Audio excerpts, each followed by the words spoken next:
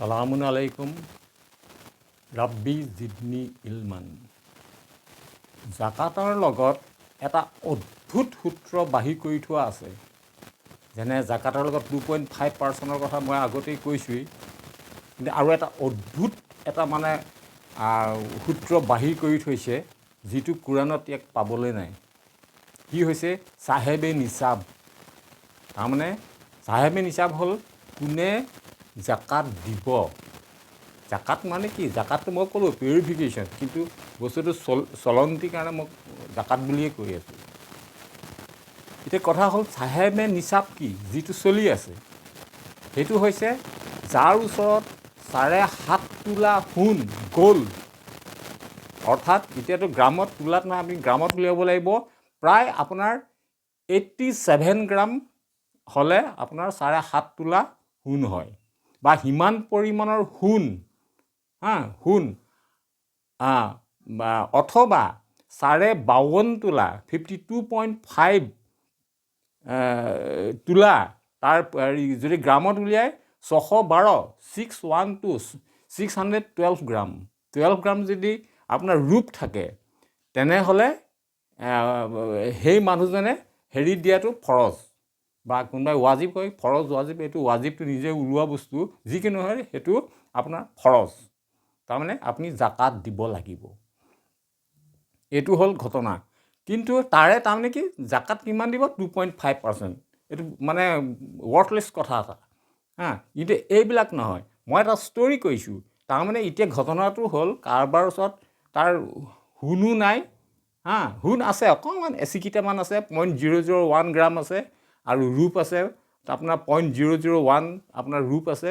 কিন্তু সেইখিনিৰ মূল্য যিটো হওক, 10 টকা 20 টকা যি হওক, আৰু যদি আপোনাৰ টকা কিছু আছে, তাৰ ভেলুৱেশ্যনটো যদি 52.5 গ্ৰামৰ বৰ্তমান সময়ত যদি হয়, তেনেহ'লে তেওঁ হেৰি কৰিব লাগিব, জাকাত দিব লাগিব।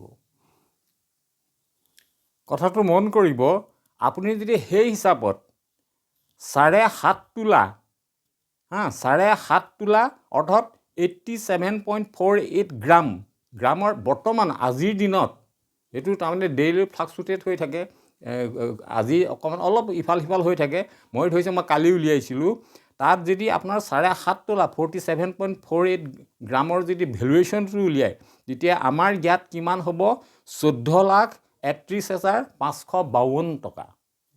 আৰু 52.5 তোলাৰ হিচাপ আপোনাৰ যদি উলিয়ায়, তেনেহ'লে তাৰমানে 285 গ্ৰাম হয়। 285 গ্ৰাম যদি আপোনাৰ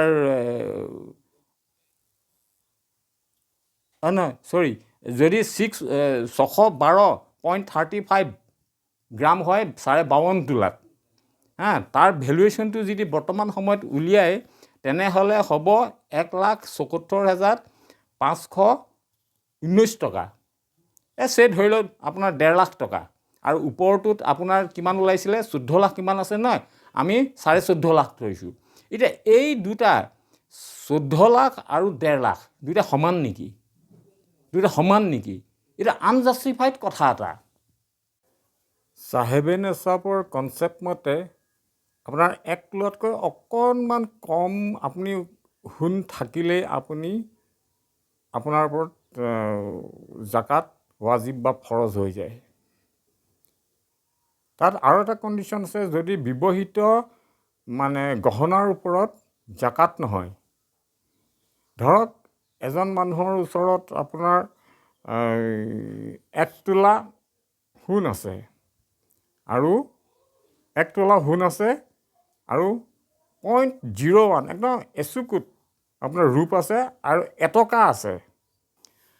আজি অৰ্থাৎ তাৰমানে মাৰ্চৰ 8 তাৰিখ 2028 বজাৰ ভাও হিচাপে 1 তোলা সোণ অৰ্থাৎ 11.66 গ্ৰামৰ বজাৰৰ মূল্য হৈছে 16,365 টকা পাৰ গ্ৰাম। সেই অনুসৰি আপোনাৰ 1 তোলাৰ দামটো হ'বগৈ 1,90,815 টকা। আৰু ইফালে ৰূপৰ আপোনাৰ প্ৰতি গ্ৰামৰ দাম হৈছে 285 টকা পাৰ গ্ৰাম। সেই হিচাপত আপুনি 52.5 তোলা অৰ্থাৎ 612.35 গ্ৰামৰ ৰূপৰ মূল্য হয় 1,74,519। আপোনাৰ চাহেবে নিচাৰৰ যিটো কনচেপ্ট বনাই থৈছে তাৰমানে 52.5 তোলাৰ আপোনাৰ যদি সেই এমাউণ্টৰ মানে মূল্যৰ কিবা থাকে তেতিয়া চাহেবে নিচাব হয়, তাৰ ওপৰত আপোনাৰ জাকাতটো ফৰজ। তাৰমানে মই কৈছোঁ যদি আপোনাৰ যদি 0.01 গ্ৰাম আপোনাৰ ৰূপ আছে আৰু ধৰি লওক এটকা আছে, টকা হিচাপে এটকা আছে, আৰু ইপিনে আপোনাৰ 1 তোলা আপোনাৰ গহনা আছে যাৰ মূল্য 1.9 লাখ।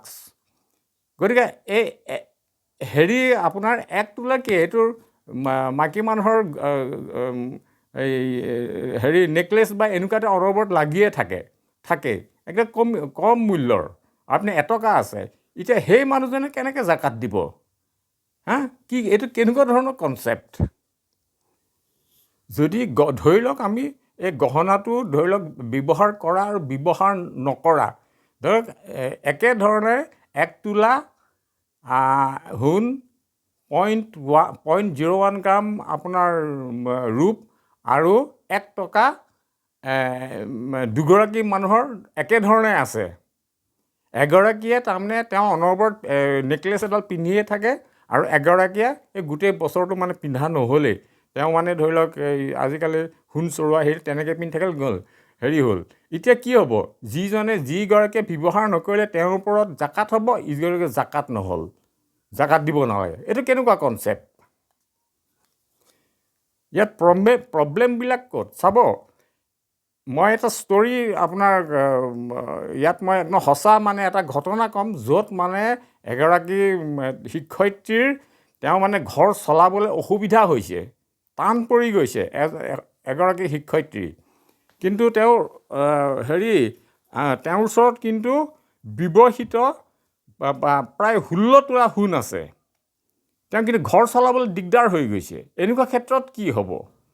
মই এই হেৰিটো মই কথাটো কাহিনীটো এনেকুৱা বাৰু। एक दो मेरे भी मसले हैं, अल्लाह करे कि आप उसका जवाब जल्दी से मुझे दे दें, क्योंकि मेरे ज़हन में बड़ी उलझन है। एक तो अकिल भाई ये है, एक मसला सबसे बड़ा जो मेरे लिए मेन मसला है वो ये है कि मैं एक स्कूल टीचर हूँ, गवर्नमेंट स्कूल टीचर। और मेरे जो मियाँ हैं वो बिल्कुल काम काज नहीं करते, सारा घर चलाने का दारोमदार जो है वो मेरी तनख्वाह पे है जी। तो आपको पता है कि महंगाई इतनी है, हालात इस तरह के जा रहे हैं कि बच्ची भी है माशाल्लाह यूनिवर्सिटी में पढ़ रही है, उसके भी खर्चे हैं, फीस तालीम वगैरह। तो मेरा मसला ये है कि अब 2 साल बाद ना मैं रिटायर हो जाऊंगी। तो जो आपसे पूछना ये था कि जो मुझे ग्रेजुएटी मिलेगी, तो अब आप जानते हैं कि गवर्नमेंट मुलाजम की और खासकर टीचर्स की, लो स्केल वाले टीचर्स की क्या तनख्वाह होती है। तो मेरी जो तनख्वाह है वो जब मुझे उस पर पेंशन मिलेगी तो बहुत कम होगी जी। तो उसमें तो मेरा घर नहीं चलेगा, जाहिर है महंगाई का दौर है, बिल है, खर्चे हैं, 100 तरह के मसले मसाइल हैं। तो मेरी एक तनख्वाह में मुश्किल से चलता है, तो जब पेंशन होगी तो वो तो फिर बड़ा मेरे लिए मसला बन जाएगा जी। तो मैंने आपसे ये पूछना था कि जो मुझे ग्रेजुएटी के पैसे मिलेंगे वो अगर मैं बैंक में रख दूं और उससे उन पैसों से हर महीने जो मुझे मुनाफा मिले वो मैं अपने घर के खर्चे में शामिल करके अपना घर चला लूं, तो क्या ये सूद के जुमरे में तो नहीं आएगा? इस बात की मुझे बहुत टेंशन है कि सारी जिंदगी हक लाल का खाया तो आखिरी उम्र में आके सूद खाना ना पड़ जाए। लेकिन आप भाई ये भी तो जानते हैं कि अगर वो इस तरह मैं खाना शुरू कर दूं, जो मुझे एक मखसूस रकम मिलेगी ग्रेजुएटी की, वो मैं इस तरह खाना शुरू कर दूं तो जिंदगी का तो कोई पता नहीं होता कितनी है या कितनी नहीं।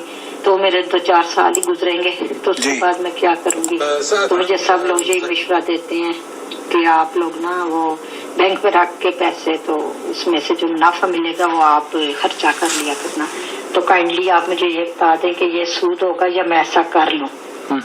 और इसके अलावा मैंने आपकी एक और वीडियो देखी थी जो मुझे बहुत पसंद आई है, बल्कि उसने मेरे दिल पे बड़ा असर किया है। जैसे अकिल भाई ये है कि मेरी जब शादी हुई है तो मुझे अपने मेके से जो जेवर चढ़े हैं और जो ससुराल से चढ़े हैं वो तकरीबन मेरे पास हैं 15-16 तोले सोना। तो आपने बताया है और वो मैं इस्तेमाल करती हूँ। कभी शादियों पे चूड़ियां पहन ली, कभी शादियों पे वो गले के सेट पहन लिए, यानी कि मैंने वो कहीं जमा नहीं रखे हुए, मैं इस्तेमाल करती रहती हूँ वक्तन फवक्तन, साल में 1-2 दफा पहन लिए इस्तेमाल वाले जेवर हैं। तो आपने बताया था कि उन पे ज़कात नहीं होती, तो मेरे पास है तकरीबन 15-16 तोले के जेवरात शादी के पड़े हुए, तो मैं क्या उन पे ज़कात दूं या ना दूं, तो कोई गुनाह तो नहीं है?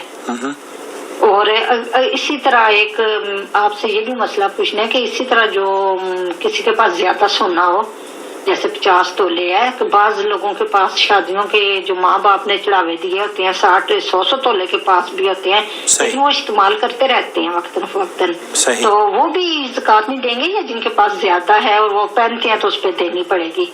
ये मेरे 2 मसले हैं, प्लीज आप मुझे